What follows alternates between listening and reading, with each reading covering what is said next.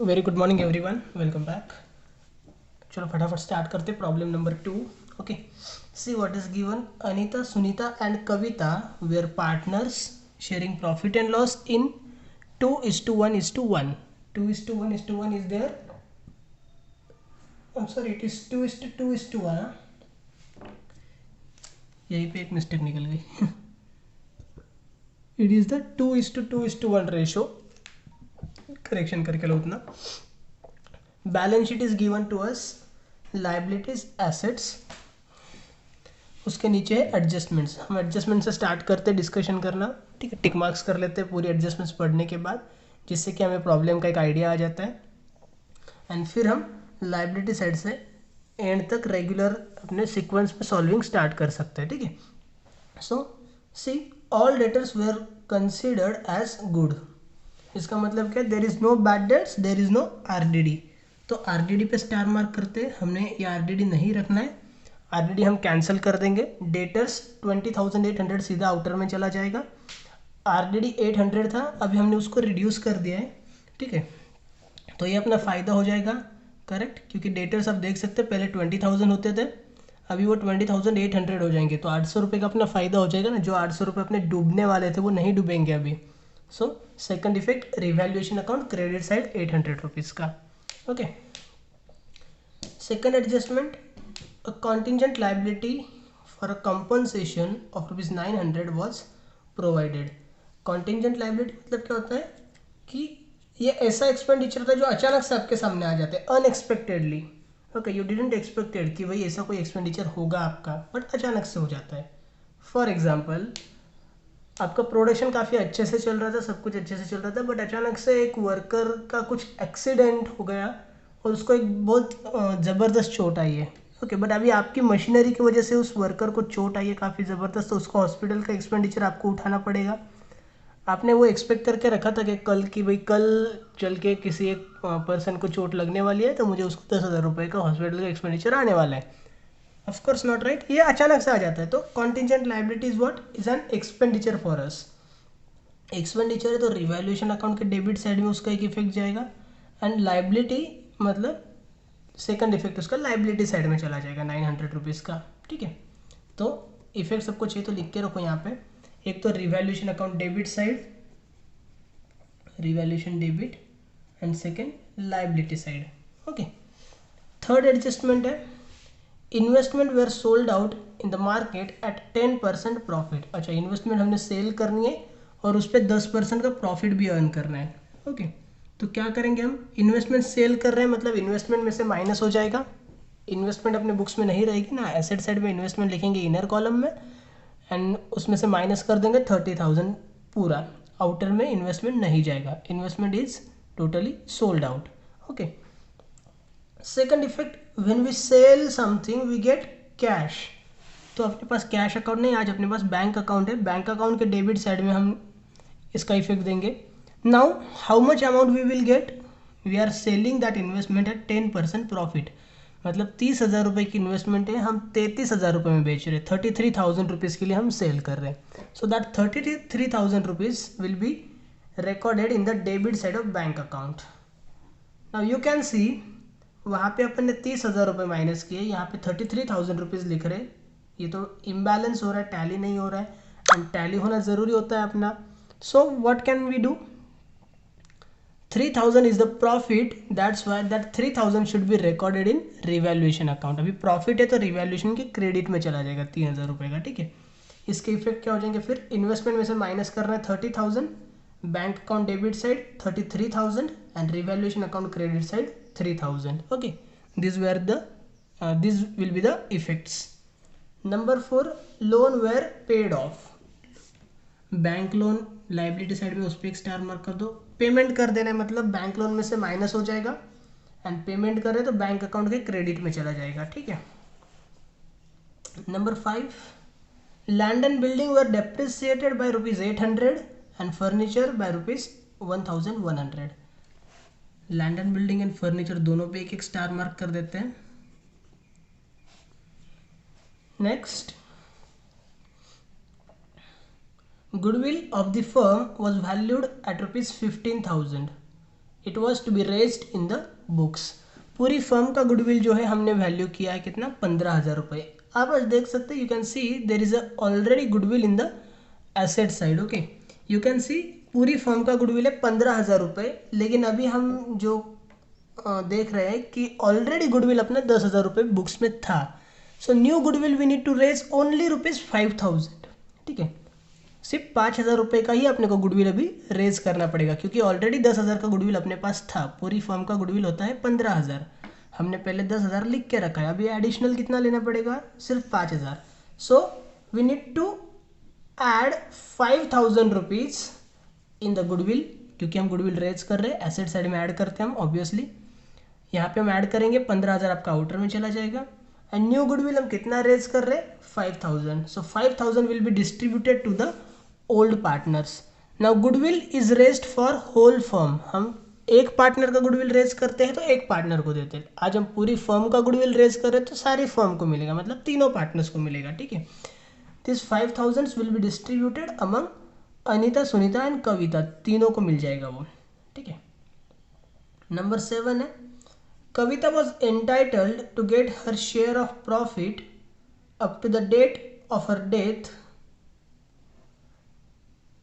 कविता की जब डेथ हुई है तब तक उसको हमें प्रॉफिट में भी शेयर देना है। Okay, we have discussed earlier also कि भैया डेथ बीच में कभी कभी हो जाती है। अभी आप देख सकते हैं, she died on 1 July, means she has work with us for the month of April, May and June. अप्रैल, मई, जून 3 महीने उसने अपने साथ काम किया है। 3 महीने अगर उसने अपने साथ काम किया है तो 3 महीने का उसको प्रॉफिट भी मिलना चाहिए, right. Profit for 2019-20 was estimated eight ₹10,000। मतलब हमने जो प्रॉफिट है एस्टिमेट किया, एक अंदाज़ा लगाया कि भाई 2019-20 में, मीन्स करंट ईयर के अंदर अपना प्रॉफिट कितना हो सकता है, 10,000 रुपये का हो सकता है, right. 10,000 rupees will be the profit of the firm. So 10,000 rupees के अंदर ये पूरे साल का प्रॉफिट है। And she died after 3 months only, right. April, May, June 3 months, जुलाई तो फर्स्ट है, मतलब जुलाई काउंट नहीं होगा। 3 महीने के बाद इसकी डेथ हो गई तो 3 महीने का प्रॉफिट अपने को कैलकुलेट करना पड़ेगा। 10,000 rupees for 1 year, so how much for 3 months, 2,500, बराबर है, 1/4 करेंगे तो अपने को मिल जाएगा 2,500 रुपीज़। पूरी फर्म का प्रॉफिट आता है, उसमें से भी हमें कविता का जो शेयर है 2:2:1 के अकॉर्डिंग, ओके, इट मीन्स 1/5, 1/5 उसका शेयर निकलेगा। तो 2,500 का 1/5 कैलकुलेट करना पड़ेगा, मतलब 500 रुपीज़ वो रहेगा आपका प्रॉफिट कविता का। Okay, effects of that, we know net profit is shown on the profit and loss account debit side, correct. But ये जो नेट प्रॉफिट होता है वो कब कहाँ पे हम शो करते हैं, प्रॉफिट एंड लॉस अकाउंट के डेबिट साइड में शो करते हैं। Profit and loss account is prepared at the end of every year. 31 मार्च में ही ये प्रॉफिट एंड लॉस अकाउंट बनता है, बीच में कभी भी प्रॉफिट एंड लॉस अकाउंट नहीं बन सकता है। तो बीच में अगर हमें कभी भी प्रॉफिट एंड लॉस अकाउंट बनाने की ज़रूरत पड़ती है और कुछ इफेक्ट उसके अंदर देने की ज़रूरत पड़ती है, तो उसके लिए हम एक temporarily profit and loss account बनाते हैं जिसका नाम होता है profit and loss suspense account. Okay, so this will be debited in the profit and loss suspense account, क्योंकि नेट प्रॉफिट जो होता है वो डेबिट साइड में हम लिखते हैं। डेबिट साइड में हम लिखेंगे profit and loss suspense account, की प्रॉफिट एंड लॉस अकाउंट अपने पास नहीं है। Okay, and second effect, this profit belongs to Kavita. So Kavita के कैपिटल के क्रेडिट में लिखा जाएगा, कैपिटल क्रेडिट किसका, Kavita only. Okay, these are the effects of the adjustments। Profit and loss suspense account के डेबिट साइड में लिखेंगे, यहाँ पे देखिए हमने बना के रखा है profit and loss suspense account. यहाँ पे हम लिखेंगे टू कविता's कैपिटल अकाउंट, एंड कविता के कैपिटल अकाउंट के क्रेडिट में लिख देंगे bye profit and loss suspense account ₹500। ठीक है, 500 हम कैलकुलेट करेंगे ऑब्वियसली वर्किंग नोट करके, तब आपको और भी क्लियरली समझ में आ जाएगा अगर नहीं समझ में आया होगा तो। Number 8 and last adjustment is the amount due to Kavita's executor was paid by NEFT। Executor मतलब ही कौन होता है, रिप्रेजेंटेटिव, ठीक है, लीगल हेयर, नॉमिनी। कल हमने सारे वर्ड्स डिस्कस किए थे, कोई भी वर्ड वो यूज कर सकते हैं। अच्छा, नाउ यहाँ पे एक मिस्टेक सभी बच्चों की ये हो सकती है कि हम क्या करेंगे, कविता का कैपिटल क्लोज करेंगे और यहाँ पे सीधा लिख देंगे एनईएफटी के थ्रू पेमेंट करें, मतलब बैंक के थ्रू पेमेंट करें, ठीक है, थ्रू बैंक अकाउंट। तो यहाँ पे हम सीधा लिख देंगे टू बैंक अकाउंट, तो ये आपका रॉन्ग हो जाएगा, क्योंकि यहाँ पे अगर आप लिखते हो टू बैंक अकाउंट, इसका मतलब ये होता है कि आप कविता को बैंक अकाउंट के थ्रू पेमेंट कर रहे हो, but you are not paying actually to Kavita, you are paying to the representative of Kavita. So you need to do, जब आप क्लोजिंग करेंगे यहाँ पे आपको लिखना है to Kavita's executors account, okay, executors loan account. ये लोन अकाउंट आपको लाइबिलिटी में ट्रांसफर करना है और वहाँ से पेमेंट करना रहेगा, क्योंकि आप कविता का पेमेंट नहीं कर रहे हो, आप उसके एग्जीक्यूटर को पेमेंट कर रहे हो, ठीक है। तो यहाँ पे आप बैंक अकाउंट के थ्रू पेमेंट नहीं शो कर सकते। फाइन, सॉल्यूशन हम स्टार्ट करते हैं, वन बाय वन एक एक एडजस्टमेंट सॉल्व करते हैं, तो इजीली पता चल जाएगा। अभी हमने बस एक ओरल डिस्कशन किया था।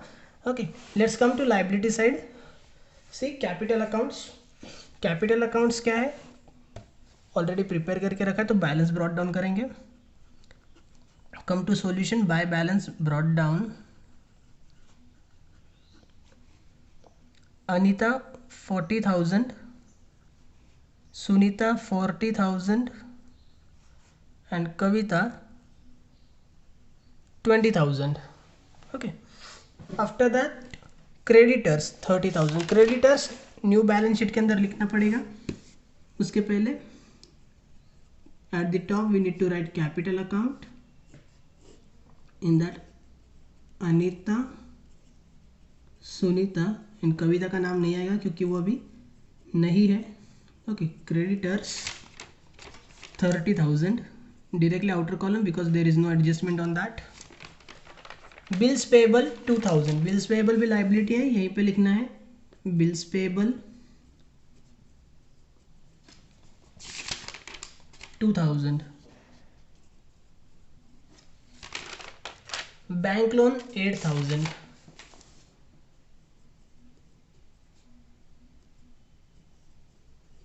Bank loan inner column 8,000 because we have one adjustment on that. Okay, next asset side, land and building 55,800. write down in asset side land and building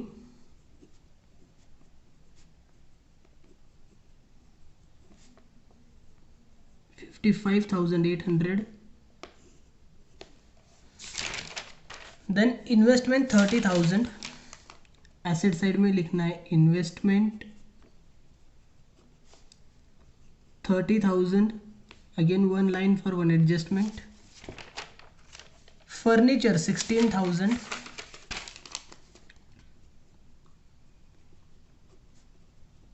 furniture 16,000, one line for one adjustment again.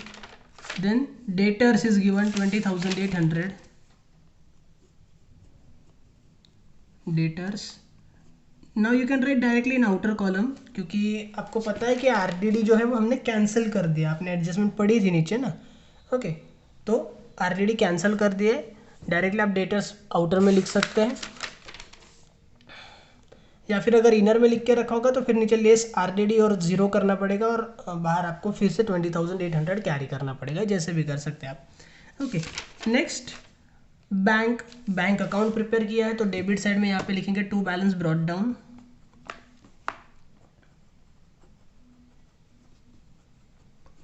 To balance brought down 8,200 rupees. Then we have goodwill 10,000, goodwill is an asset, asset side पे लिखेंगे goodwill 10,000 rupees. 10,000 we will write in inner column because we have to raise goodwill again. Okay, that will be added in that. Posting अपनी हो चुकी है। Come to adjustments, number 1 you can see on 1 July 2019 Kavita died. Okay, जब वो मरती है तो हमें डेट ऑफ डेथ ध्यान में रखनी है, बिकॉज हमें टाइम पीरियड कैलकुलेट करना था कितने महीने उसने काम किया है उसके लिए, ठीक है। So it is a 1 July, fine. Number 1, all debtors were considered as good, मतलब बैड डेट्स कोई भी नहीं है, आरडीडी कोई भी नहीं है, ठीक है। तो ये जो 800 आरडीडी है, हमने क्या करना है, यहाँ से रिमूव कर देना है। देखो हमने यहाँ से रिमूव कर दिया, पूरा 20,800 आउटर में लिया, मतलब एक इफेक्ट तो अपना हो चुका है। And second effect, revaluation account credit side में जाएगा, क्योंकि अपना ये फ़ायदा हो रहा है ना, बराबर है। आरडीडी कम होती है तो फ़ायदा होता है, आरडीडी बढ़ जाती है तो लॉस होता है। सो यहाँ पे हम लिखेंगे by RDD 800 rupees. Then second adjustment, a contingent liability for compensation of rupees 900 was provided। Contingent liability मतलब अचानक से कोई एक खर्चा आ गया अपना, ठीक है, एक्सपेंडिचर है तो रिवैल्यूएशन के डेबिट में लिखेंगे यहाँ पे to contingent liability for compensation 900 rupees. Second effect liability है तो लाइबिलिटी साइड में लिखेंगे, लाइबिलिटी साइड में यहाँ पे लिखना है contingent liability for compensation. Okay, contingent liability for compensation, how much it is 900। Okay guys, speed ज़्यादा नहीं हो रहा है ना, अगर ऐसा कुछ होगा तो आप बीच में वीडियो को पॉज कर सकते हैं और वो लिख लो, फिर से प्ले करो और आगे का देखो, ठीक है। You can adjust speed in YouTube, definitely you have advantage of that, right. Next number 3, investment were sold out in the market at 10% profit. अपनी जो इन्वेस्टमेंट है हमने क्या करना है, सेल कर देनी है, ठीक है। आ जाओ इन्वेस्टमेंट के पास, बैलेंस शीट के अंदर लिख के रखा है। Now we know when we sell it will no more remain in the balance sheet, so we need to reduce that। यहाँ पे हम लिखेंगे लेस सोल्ड, एंड कितना सेल करेंगे भाई, जितनी वैल्यू उतना ही सेल करेंगे, बाहर आपका डैश हो जाना चाहिए, नील आना चाहिए, जीरो आना चाहिए। तो 30,000 रुपीज़ यहाँ से माइनस कर दिया, यहाँ से ज़बरदस्ती 33,000 माइनस मत करना, ठीक है। 33,000 माइनस करेंगे तो बाहर माइनस में अमाउंट चली जाएगी। आपकी कोई प्रॉपर्टी आपके पास माइनस में पड़ी रहेगी क्या, of course not, right. So 30,000, then second effect, we have sold that means we will receive cash। okay, here we have bank account, तो बैंक अकाउंट के डेबिट में लिखेंगे to investment, and we have sold at 10% profit, means we will receive actually 33,000 rupees. तो यहाँ पे debit side में आ जाएगा 33,000। You can C there is an imbalance. Okay, यहाँ पे हमने 33,000 का रिकॉर्डिंग किया और यहाँ पे हमने बस 30,000 ही रिड्यूस किए, तो टैली नहीं हो सकता है। टैली करने के लिए 3,000 का इफेक्ट देना पड़ेगा।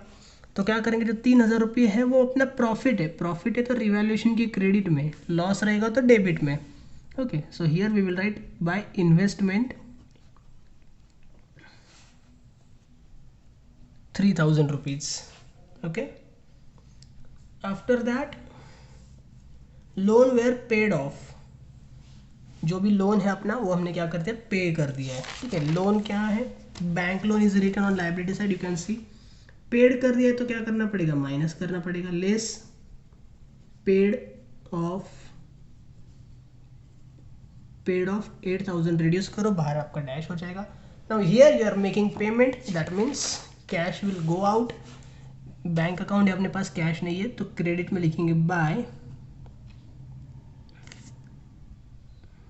Bank loan, by bank loan, how much it is, 8,000, yes 8,000। okay, next in number 5, fifth adjustment, land and building were depreciated by 800 and furniture by rupees 1,100। तो एक एक करते लैंड एंड बिल्डिंग का डिप्रिसिएशन पहले charge करेंगे 800 rupees, yes. here we will write less depreciation, 800 minus करो, 55,000 आपका चला जाएगा आउटर कॉलम में। Second effect, revaluation account debit side to land and building,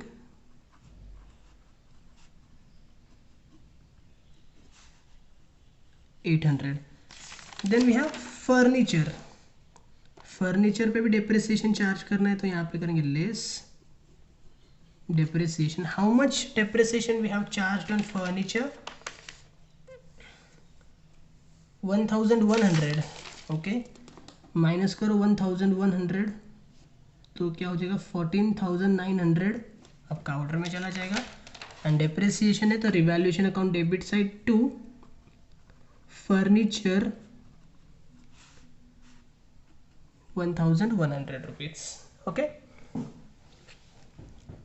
fine. Next, goodwill of the firm was valued at rupees 15,000. It was to be raised in the books.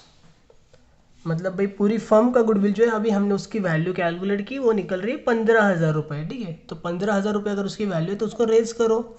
अच्छा कर देते, no problem. आप देख सकते हैं here already we have 10,000 rupees goodwill. We can see today the goodwill is 15,000। आज अपना goodwill है 15,000 रुपये। ठीक है, तो अभी क्या करना पड़ेगा, बस एडिशनल अपने को 5,000 रुपये ऐड करना पड़ेगा, क्योंकि 10,000 ऑलरेडी हमने लिख के रखा था वहाँ पे। तो यहाँ पे हम लिखेंगे add raised 5,000 rupees raised, and this 5,000 rupees will be distributed among old partners. मतलब ये जो एडजस्टमेंट है 15,000 की नहीं है, एडजस्टमेंट सिर्फ 5,000 रुपये की है। ठीक है, तो यहाँ पे लिखेंगे by goodwill 5,000 rupees we have to distributed among Anita, Sunita and Kavita. Their ratio is 2:2:1। मतलब डिस्ट्रीब्यूशन भी हो जाएगा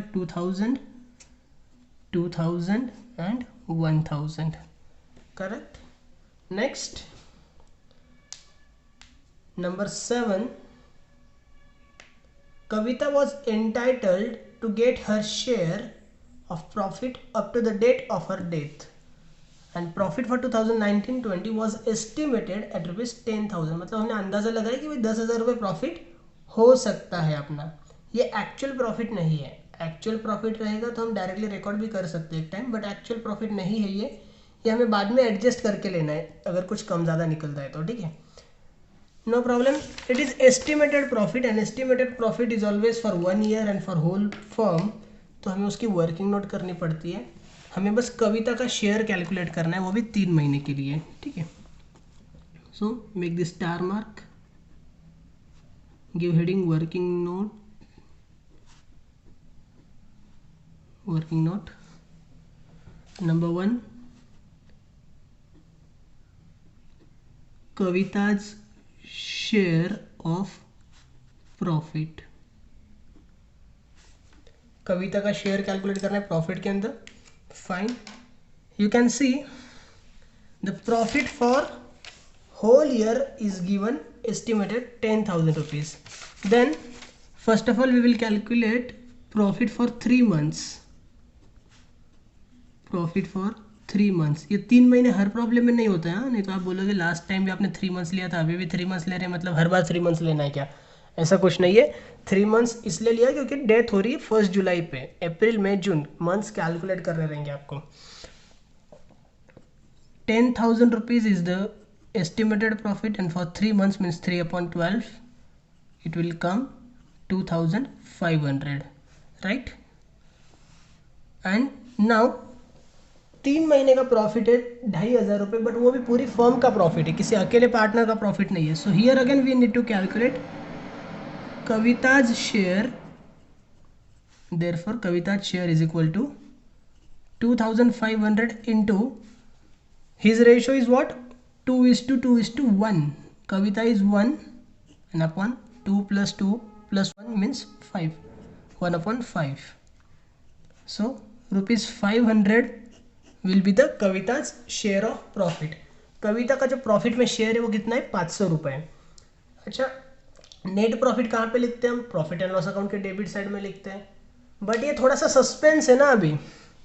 ये एक्चुअल प्रॉफिट है क्या 500 रुपीज़? नहीं। एक्चुअल प्रॉफिट कब पता चलेगा, जब अपन 31 मार्च पे प्रॉफिट एंड लॉस अकाउंट बनाएंगे, उस टाइम पे अपने को एक्चुअल प्रॉफिट पता चलेगा। ये तो अभी हम अंदाजे से ले रहे हैं। It is a suspense, it is not actual one. ये थोड़ा सा सस्पेंस है, तो सस्पेंस हम सस्पेंस अकाउंट में लिखते हैं। ठीक है, profit and loss suspense account हमने बना के रखा है। Net profit is recorded in debit side, so here we will write 2। किसको देना ये नेट प्रॉफिट, सभी पार्टनर का है क्या? नहीं, सभी पार्टनर का प्रॉफिट था 2,500, but we have to give to Kavita only right now. बाकी के पार्टनर थोड़ी ना बोलेंगे एस्टिमेटेड पे हमें दो, वो बोलेंगे भाई नहीं नहीं हम पूरा साल वेट करेंगे, जो एक्चुअल प्रॉफिट रहेगा वो चाहिए हमें। करेक्ट है। So here we will write to Kavita's capital account. Capital account क्यों लिखा? क्योंकि नेट प्रॉफिट जो होता है वो कैपिटल में हम ट्रांसफर कर देते हैं। So we will come to Kavita's capital here, credit side by profit and loss suspense account. Okay, by profit and loss suspense account, 500 rupees will be given to Kavita, and last adjustment is the amount due to Kavita's executor was paid by NEFT। कविता के executor को जो amount हमने देनी है वो हम कैसे देंगे? NEFT के थ्रू पेमेंट कर रहे हैं, मतलब हमने पेमेंट पेंडिंग नहीं रखा है। अच्छा ठीक है, ये पेमेंट हम कब कर सकते हैं? जब हमें कविता का बैलेंस पता चलेगा, ओके, तब हम पेमेंट कर सकते हैं। तो इसको हमें पेंडिंग रखना पड़ेगा, एडजस्टमेंट हम बाद में सॉल्व करेंगे। Now start closing. First of all we will close our revaluation account. Okay, revaluation account you can सी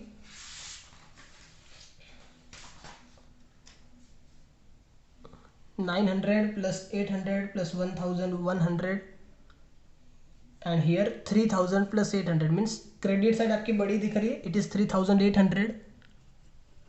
तो 3800 दोनों साइड पे लिखेंगे। डेबिट साइड आपकी कितनी है? 1100 प्लस 900 मतलब 2000 and plus 800 means 2800।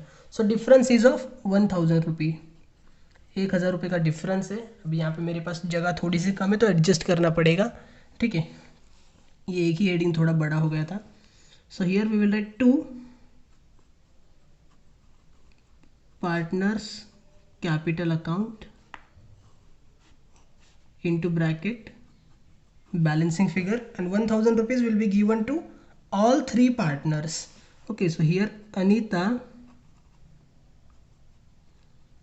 Sunita and Kavita। ठीक है, जगह थोड़ी कम है तो मुझे एडजस्ट करना पड़ रहा है। 1000 रुपीज़ हमें डिस्ट्रीब्यूट करना है 2:2:1 रेशियो के अंदर। सो ये हो जाएगा कितना? 400 एंड 200 बराबर है, चेक कर लो। This will be transferred in credit side of partners capital account. So here we will write by revaluation account 400 and 200। then we have to close second account, that is partners capital account।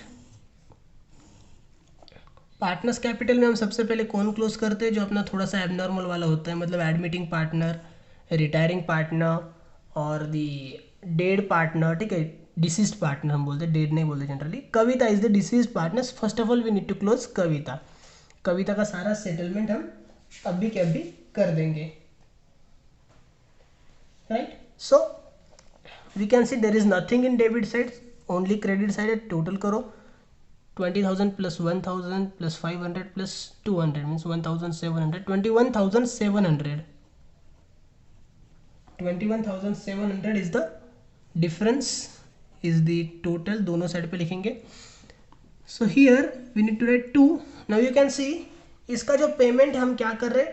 NEFT के through कर रहे हैं, मतलब bank के through payment कर रहे हैं। अगर ये रिटायरमेंट ऑफ पार्टनर वाला क्वेश्चन रहता ना तो हम यहाँ पे डायरेक्ट लिख देते टू बैंक अकाउंट, ठीक है, यहाँ पे डायरेक्टली लिख देते टू बैंक अकाउंट, क्योंकि हम वो पेमेंट कविता को दे देते बाय हैंड। वो भले ही अपना पार्टनर नहीं रहे बट रिटायर हो रहा है, जिंदा तो है ना, उसको पेमेंट दिया जा सकता है। But in that case we are not paying to Kavita, तो कविता के कैपिटल में हम कोई भी पेमेंट शो नहीं कर सकते। Kavita is not receiving amount from us, who is receiving? Kavita's executor. तो सबसे पहले ये जो बैलेंस निकलेगा हमें एग्जीक्यूटर के अकाउंट को ट्रांसफर करना पड़ेगा और फिर एग्जीक्यूटर को पेमेंट करना पड़ेगा, ठीक है। So here we will write to Kavita's executors loan account. Okay, Kavita's executors loan account. कितनी अमाउंट है? 21,700। फाइन। तो एक के साथ एक सिनेरियो ध्यान में रखो, पेमेंट कैसे भी हो रहा हो, यहाँ पे जो आपका कैरी डाउन निकलने वाला है उसका नाम रहेगा fix. Kavita's executors loan account या रिप्रेजेंटेटिव्स लोन अकाउंट, कल हमने रिप्रेजेंटेटिव वर्ड यूज़ किया था, कोई भी वर्ड यूज़ किया जा सकता है, doesn't matter. Okay, this is the loan. So loan transfer हो जाएगा लाइबिलिटी साइड में। लाइबिलिटी साइड में हम यहाँ पे लिखेंगे Kavita's executors loan account 21,700 and उसका इमीडिएट पेमेंट भी करना है, तो नीचे अभी वो एडजस्टमेंट हम सॉल्व कर रहे हैं यहाँ पे लाइबिलिटी से हम माइनस करें, ठीक है। Here we will write less paid off 21,700 का पेमेंट हो चुका है, तो यहाँ से हमने लाइबिलिटी को इमीडिएटली नील कर दिया एंड ये पेमेंट हम कर रहे हैं थ्रू एनईएफटी, मतलब बैंक के थ्रू हम ट्रांसफर कर रहे हैं मनी, तो बैंक अकाउंट के क्रेडिट में हो जाएगा by Kavita's executors loan account 21,700। All right, next now here Kavita का जो किस्सा है वो पूरा खत्म हो चुका है। देखा आपने कैसे पेमेंट किया, हमने सबसे पहले जो कविता का बैलेंस था वो एग्जीक्यूटर के अकाउंट में ट्रांसफर कर दिया एंड देन एग्जीक्यूटर का पेमेंट किया, ठीक है। After that we have to close Anita and Sunita one by one. Again Anita is 40,000 plus 2,000 plus 400 means 42,400 and Sunita is same 42,400। Debit में कुछ भी नहीं है तो सेम टोटल कैरी करेंगे 42,400, वही आपका डिफरेंस भी रहेगा, to balance carried down into bracket balancing figure 42,400 42,400। okay, this will be transferred in the liability side। Capital के सामने हम लिखते हैं ये अमाउंट्स,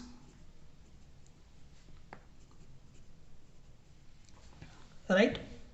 तो कैपिटल अकाउंट अपना पूरा क्लोज हो चुका है। थर्ड अकाउंट जो होता है वो बैंक अकाउंट है जो हमें क्लोज करना रहेगा। बैंक अकाउंट देखो क्या है, you can see there is again debit side is a greater side, right? So the total comes 33,000 plus 8,200 means 41,200।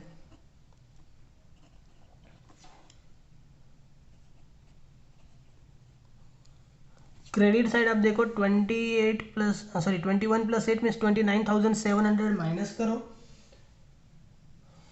the difference comes 11,500 rupees.